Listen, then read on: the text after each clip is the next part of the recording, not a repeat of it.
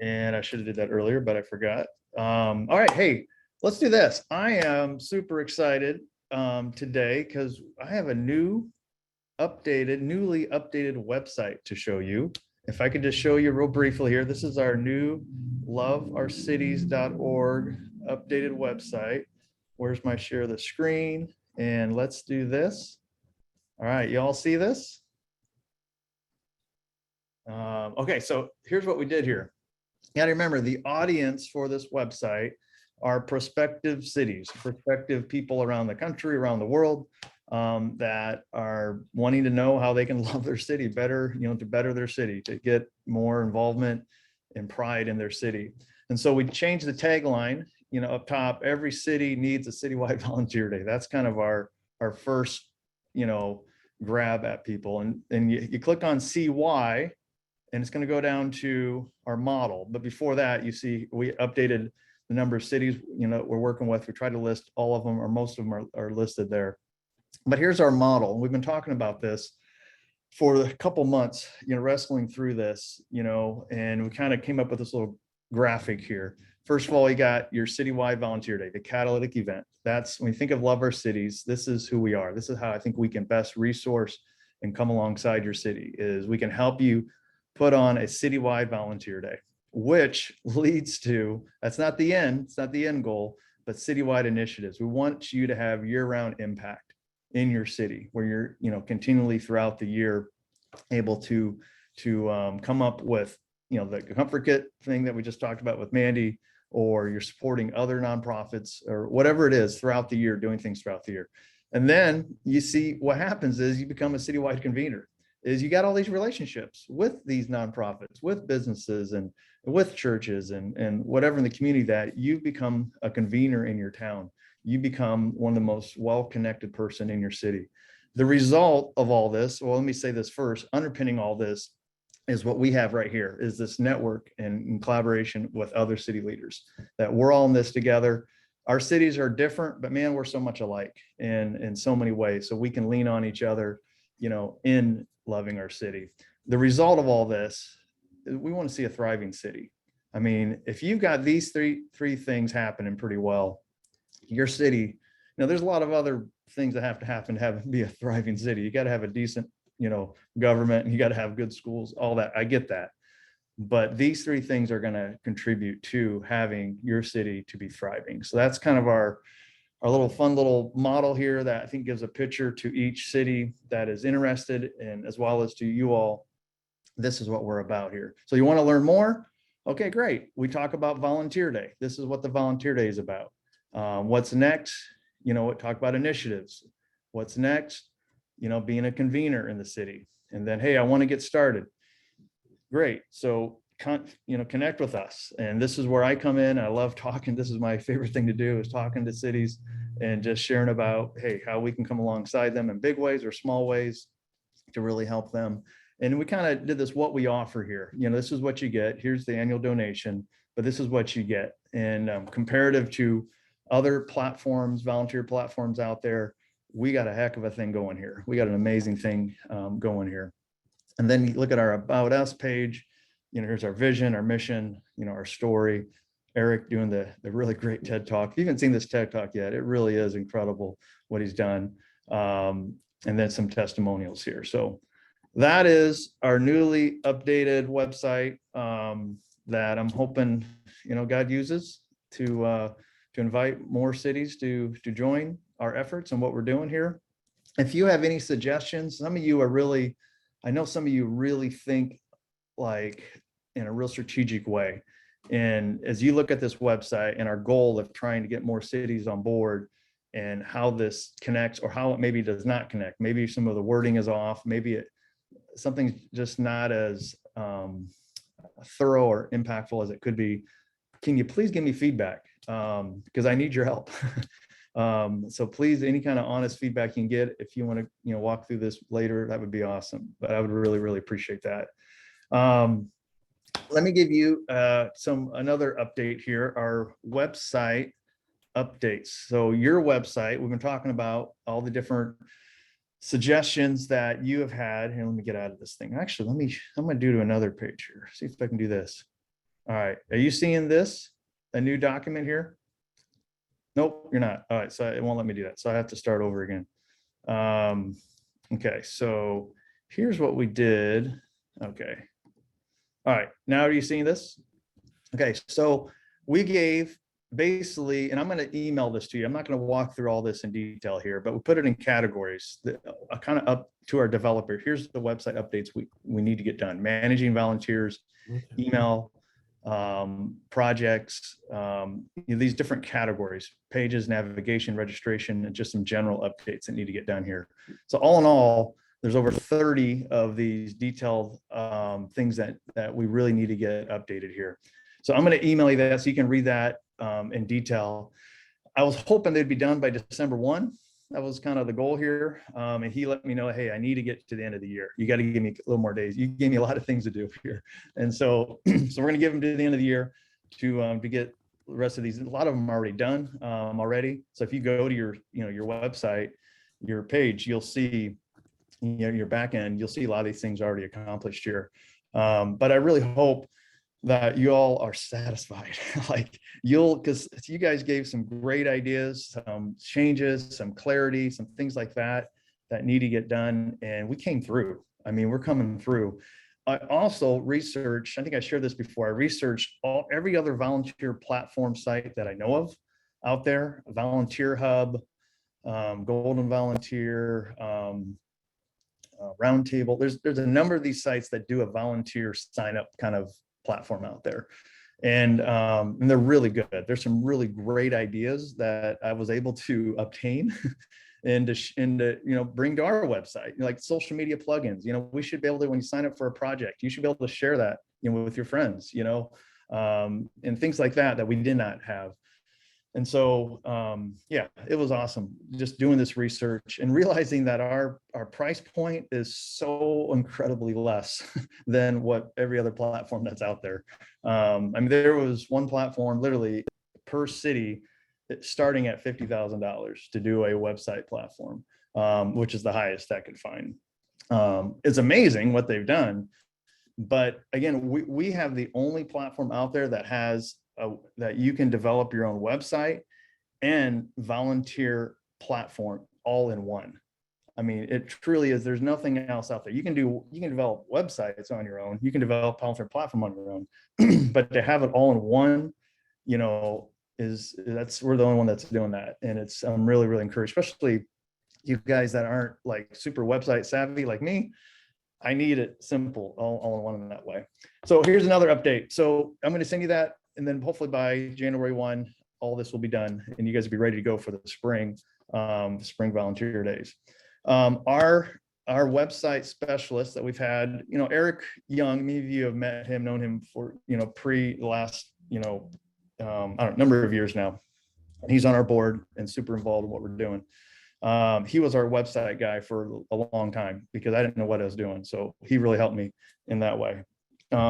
When Eric transitioned, Caleb Meyer came on board as our website guy for the last year plus. So some of you, you've known Caleb, you've been talking to him, and he's been incredible. I just love working with him.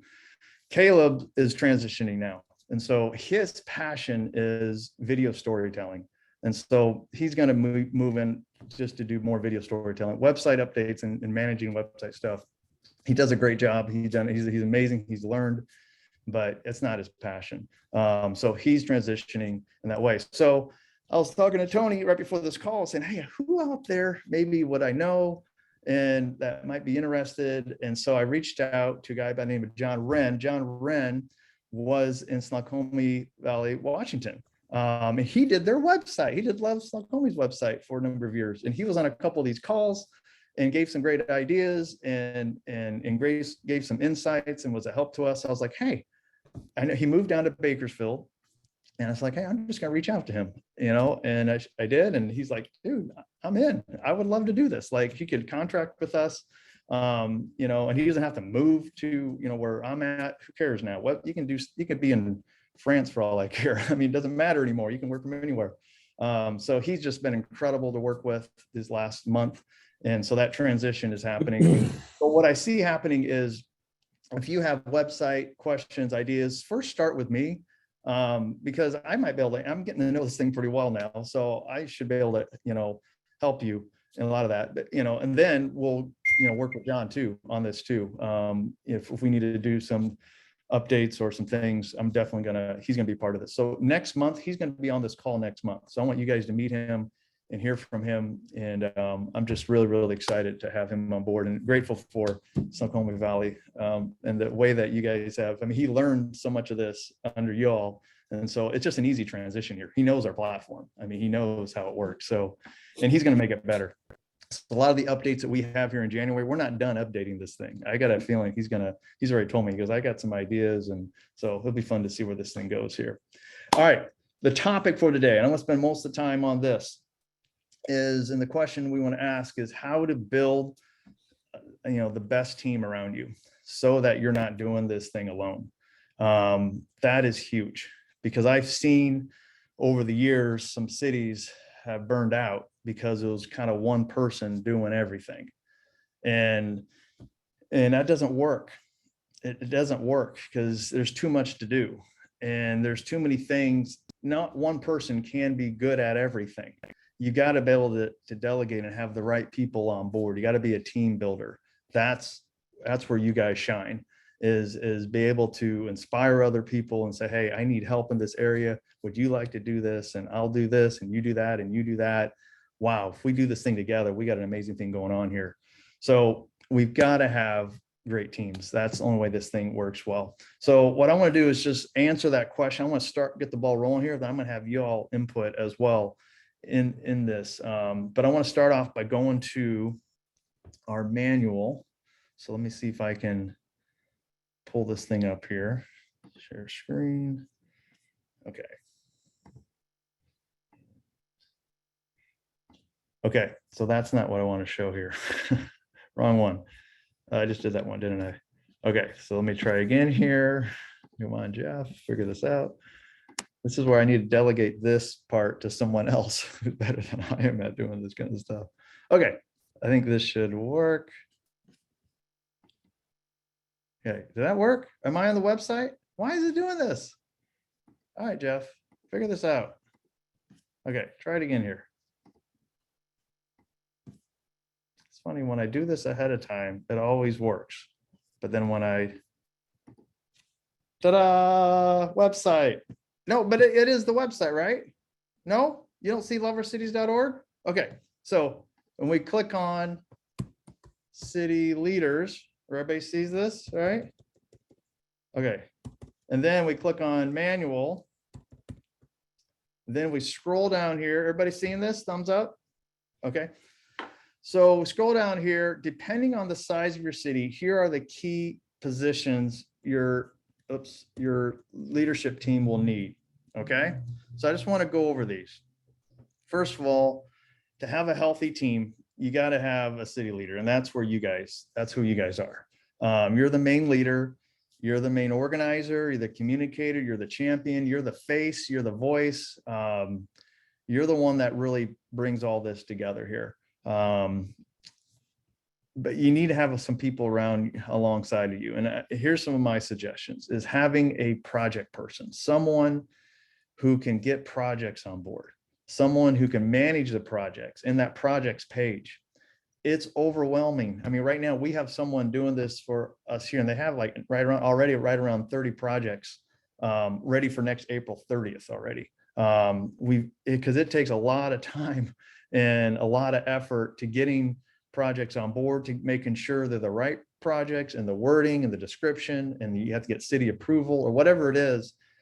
It's a lot of work. But the more projects, the bigger success. Everybody wins more. So having someone to help you with projects is huge. Having someone helping you with marketing, someone who's really good at marketing, at promotion and reaching out to businesses and churches and reaching out, to inspire people to get on board, volunteering, signing up, as well as sponsorship opportunities. Now, you might have that big role in sponsorship opportunities as well, but still having someone who is really good at marketing is huge. Another role here is website, social media. Again, you can't do it all on your own. And I did it on my own for a lot of years, and I wasn't really great at it. But to have someone who knows how to plan ahead, do all the social media channels, to plan ahead things, to organize it, to really think through what works, what doesn't work. Brian on this call has done a training here before. And maybe I love maybe Brian to do it again here, because it's just some really great insights on how to maximize our social media influence, as well as someone who can make your website to be, all that you want it to be. And one of the improvements, we're going widescreen on our website. So there's going to be some new ideas and new ways that you can make your website even more attractive and compelling to those on the outside. And then another role here is rally person, someone who can, hopefully, God willing, this next year, we're going to be back to have rallies again. And you can't do that alone. You got to have someone who can get permits, get the stage and the sound and organizing, your vendors, and having the best rally experience, having someone to come alongside you to help you with that. I think it's huge here. So as I'm looking at this thing now, it all depends on the size of your city. Okay, guys, some larger cities, you're going to have more people helping. I get that. In smaller cities, you're not going to need as many people here to help. But this is kind of more of a sweet spot in between, is you can be aspiring. These I think are key roles that I think you're going to need to be successful here. So I'm going to stop this for a little bit. Let me get your feedback a little bit on those roles or any other roles, or correct me if I'm off on anything on what I'm sharing so far, what you feel like your city needs to have a successful team. You can just raise your hand in the little hand thing too. We can get to everybody.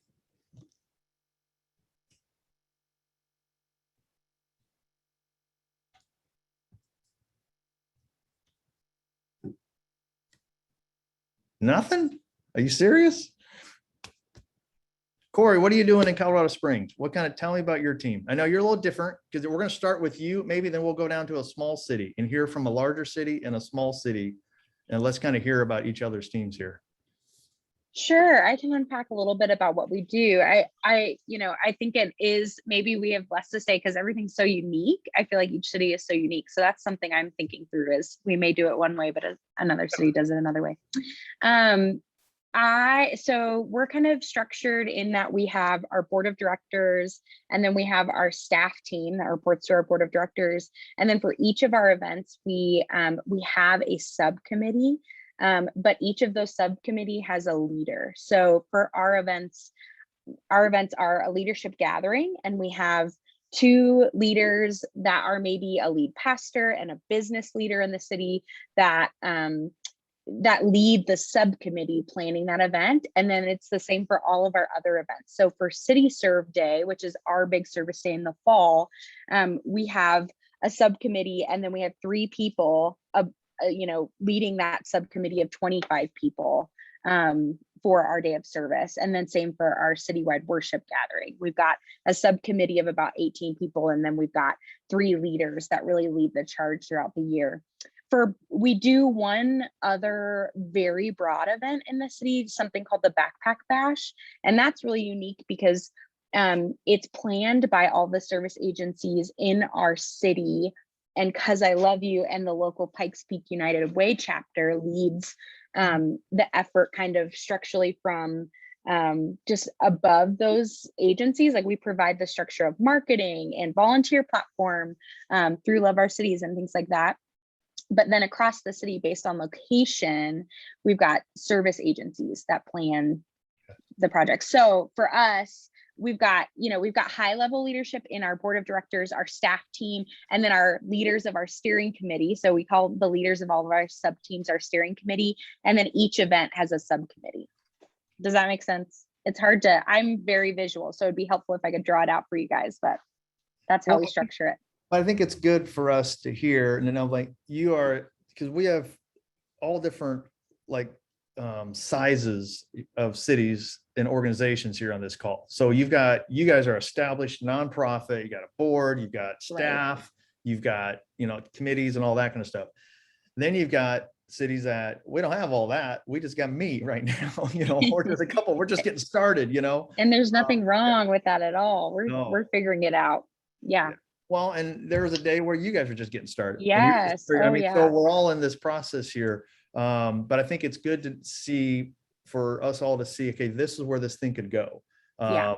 That when I do see the trajectory of most of our cities, once you get established, once you get the citywide volunteer day, the initiatives, the convener stuff, once that is rolling, it's just a no-brainer that you filed to become a nonprofit. I mean, Right. you're getting that support. I mean, it's a calculated risk, but you've got enough going for you in that way.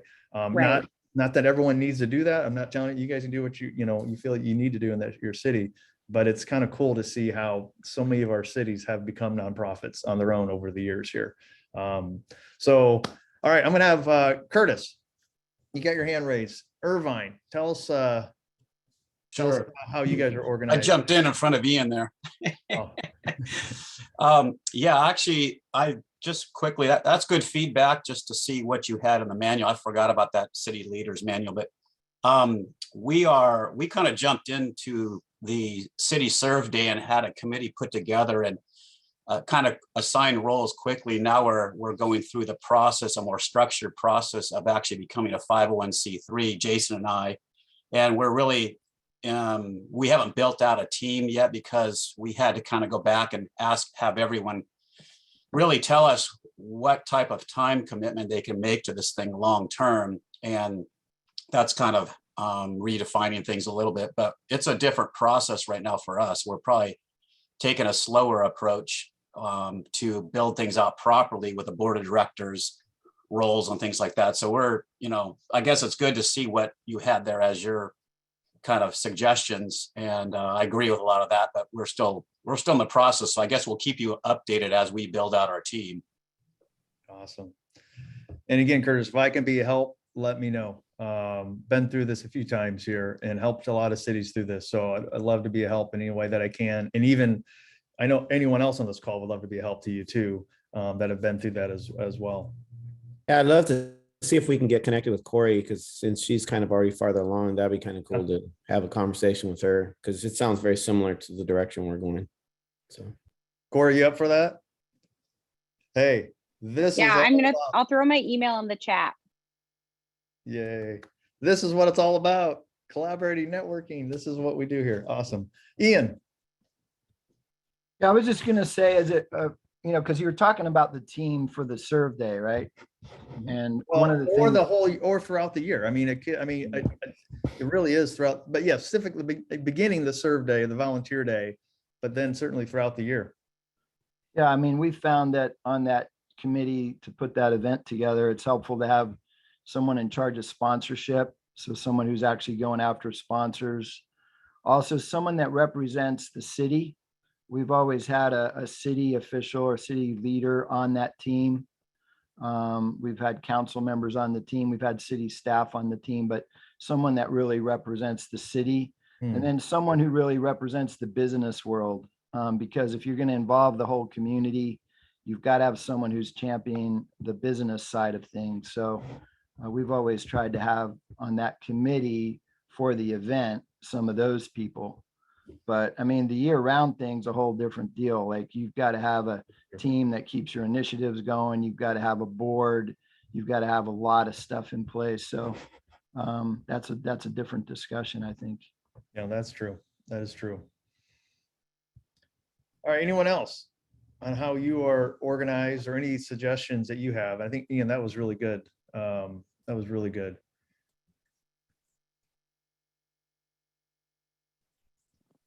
All right. You guys ready to have some healthy teams here going into this next year? One of the things that I had this question before saying, well, how do you do that? Like, how do you get the right people on board? I mean, it's hard, isn't it? Like, it's hard to, anyone want to share what you have done, what techniques or what skills do you need to have to do that inviting, to do that challenging of certain people? Do you just advertise it on social media? Hey, I need a project leader person. Or do you go and personally challenge people? Anybody want to share what you have done to get the right people on your team?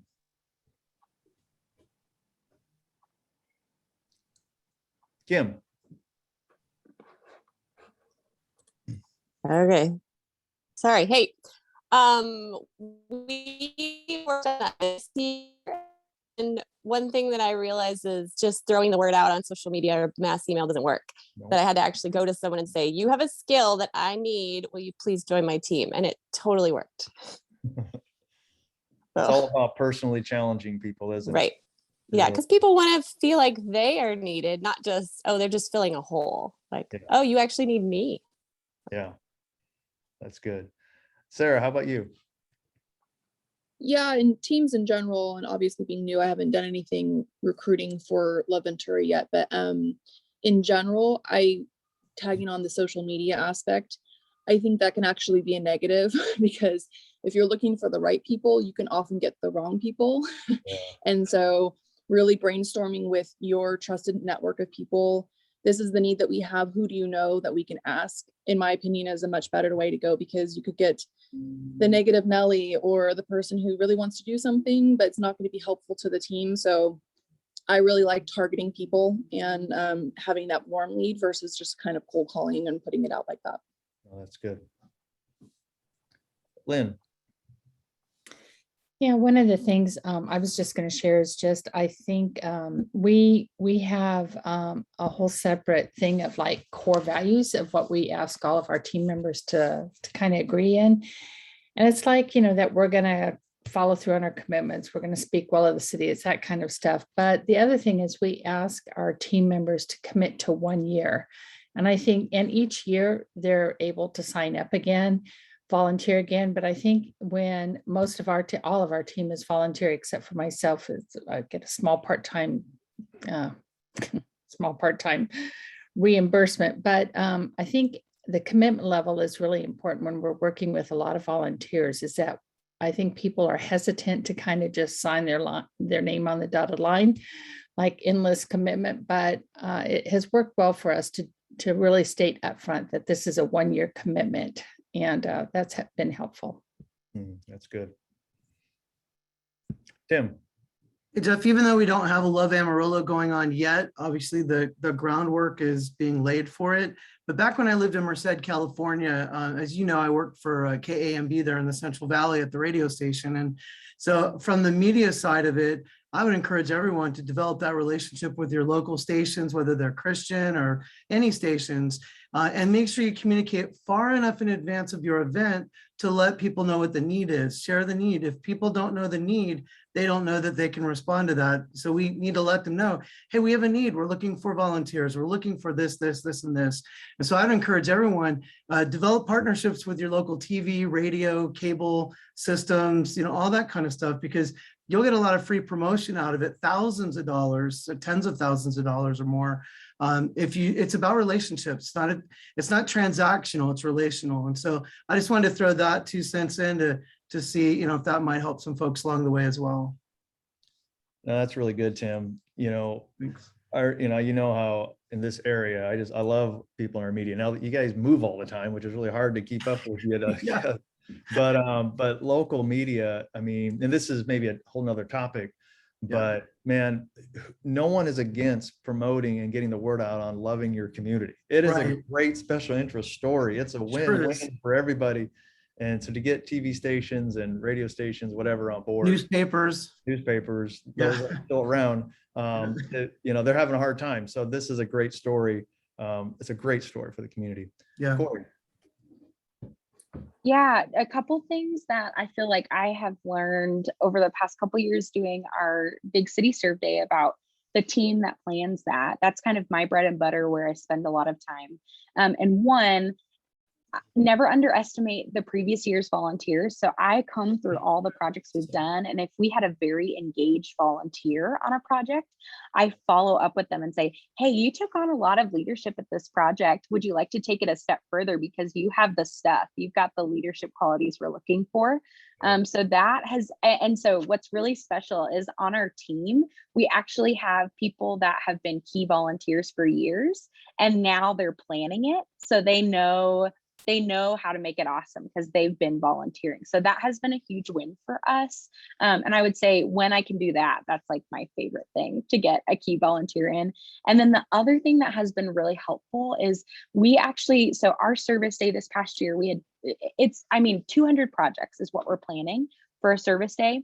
And how we split that up is our team of 25 that's planning it is split up into parishes. So if you live, work, or worship on the east side of our city, you are planning the projects for our service day on the east side of our city. And there's an added layer of commitment when you do that. So,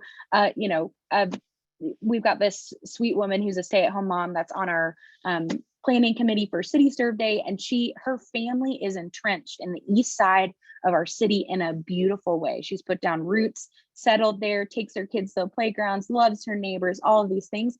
She's going to have a huge success in planning projects that are right there. So for us, I'm not asking our team members to plan projects around the whole city. I'm asking them to plan 8 to 10 projects in their neighborhoods. And that has been, I think, a really compelling ask for our team. It doesn't work out perfectly all the time. Sometimes you're like, hey, I know you live over here, but you work and worship over here. Would you consider setting up projects on this side of town? So it sort of takes some finesse to do it, but when it works, it really has worked well. That is great, Corey. That is really, really good. Like, people are going to more apt to do things near where they live. You know, businesses are going to near apt to get involved near, because it benefits them more. And churches in that neighborhood, in that area, that's a no-brainer. I love the idea too about targeting people. This is where we're all sneaky here a little bit. Like especially when like a project leader, sometimes they can't do it the next year. Well, let's look at who signed up for that project, because we all have that information. And there's some names and they're like, hey, I wonder if that person signed up for the project, maybe I can reach out to them and say, hey, just so you know, I know you have that project, you love that project, but we need someone to be the point person this next year. Would you be, by the way, it's another sneaky word I use, is point person. Sometimes leader freaks people out, but a point person is a little softer. You're still doing the same thing, but we need someone to be that point person, that facilitator, whatever, for that project. So great ideas. Anyone else? All right, I got a scenario. Okay, go ahead, Mandy. Then I got a scenario I want to throw out. I just wanted to share, we have a lot of times we'll have open meetings when we're approaching either the citywide volunteer day or other big events that we do, like our parade or trunk or treat or national night out or whatever the case is. We just have open meetings and we invite people from the community to come and just speak into them or sit in them. And we always are really clear, like, by showing up at the meeting, you're not committing, your life over to do things on the event. But we get some really interesting ideas from there. And a lot of times that's a nice soft first step. And we do get people who then will volunteer, in a capacity that's deeper than just showing up that day. So they'll be a point person for a specific part of that project. But that allows us to have some interactions with people who, we don't have connections with. We don't know them previously. Nobody else knows them previously. But they'll walk in that room and some people have some really awesome ideas and they'll show, interest in other things that are going on. And so we're able to have conversation with them and get a feel about who they are and, what kind of leader they would prospectively be before we, pursue that path a little bit. So that's a really good way for us to be introduced to people from the community who have some level of interest and initiative to build upon in the future. And, and it goes both ways. It allows you to have an in-person conversation and get to know somebody and get to see how they're responding to, the planning process and maybe decide they're not the perfect fit for your point person either. So that allows you to have that little bit of touch and feel with some people who aren't on your radar. And then we've had a lot of great people who've stepped up from there and shown interest in that project or other projects that go on throughout the year that we've been introduced to that had no idea we're in this community. And we're a small community. Yeah, that's good. Very, very good. All right, I want to share a scenario here and ask you guys your insights on this. So you've got, some cities on here that are established, you got a board, you got staff, you got all that in place. You got cities on this call that are brand new, that are just starting, then you've got cities on this call that are a little more than just starting. You're going and you're starting to get some funding coming in, but you have all volunteers, but it's time to start hiring. It's time to start putting some dollars towards some people here so this thing continues to grow. my question for you all, maybe experienced people or even others here, is who's your first hire? And how do you do that? And then maybe who's your second hire? Do you start part-time? Do you do full-time? Anybody want to offer some of your experience in doing this to those that are just they're growing and they're just trying to figure this thing out here as they grow?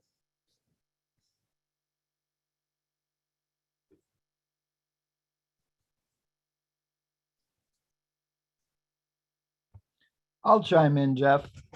Go for it. I mean, I could say based on our experience, I think the first hire has got to be an executive director, Yes. someone that, can raise funds and organize the whole thing.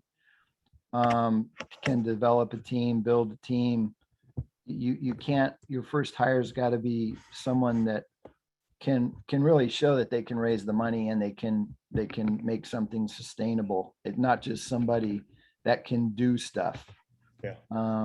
So that's the way it worked for us. I can't imagine just hiring somebody that's doing something, because then the organization won't ever really move forward. So Yeah. that would be my input. I agree. You got to have the champion. You got to compensate the champion. If that person is going to put in the time and put in the leadership to making sure this thing all comes together here, you got it. Your point person, your main leader, which I think is all of you here on this call here. You're the first person that needs to get that kind of support. Anybody else want to add to that? I would say I love the different ways we're doing it. I think that's so powerful and so cool to hear.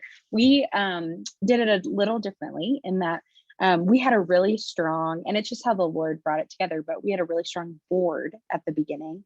And then our ED actually worked for a local church, and the church donated his time to be the ED of our organization in the very beginning.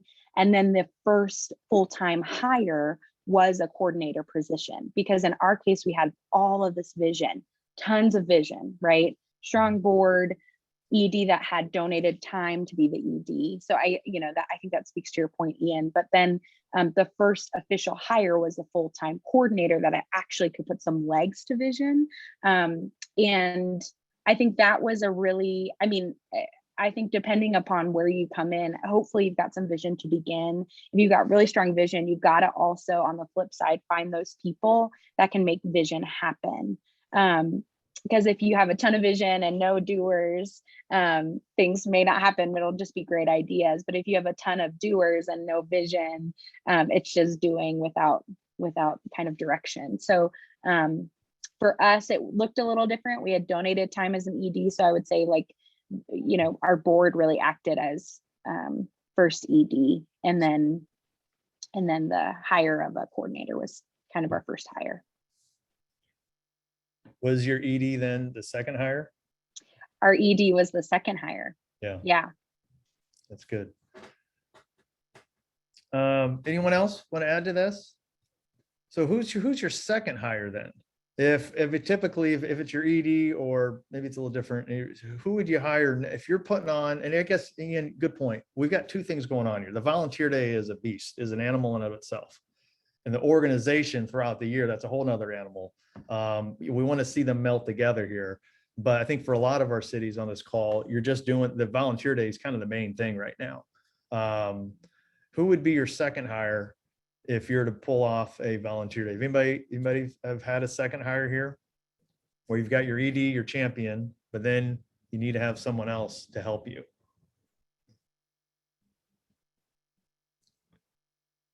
Anybody?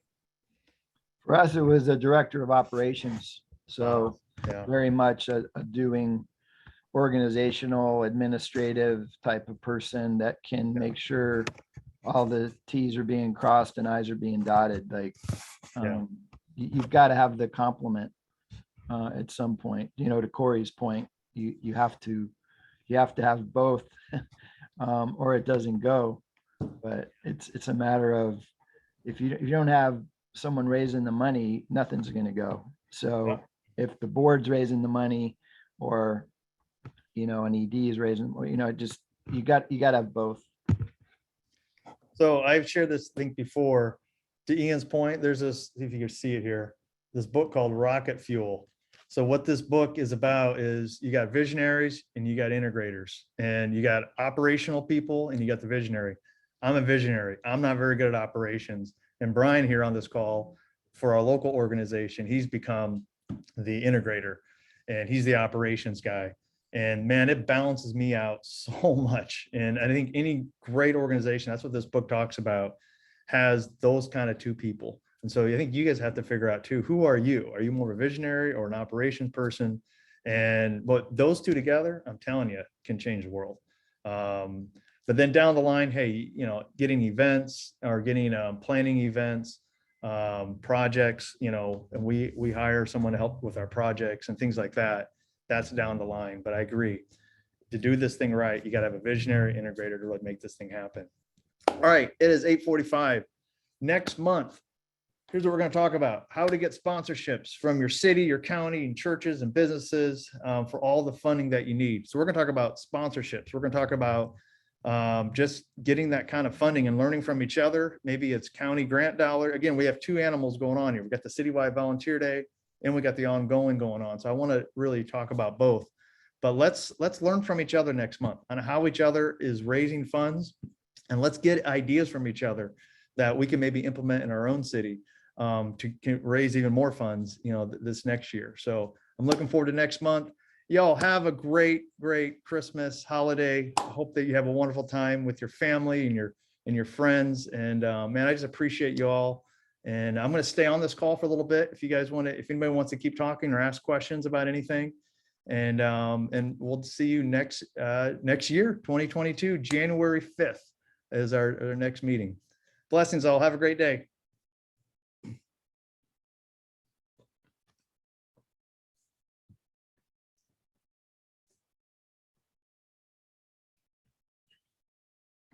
All right.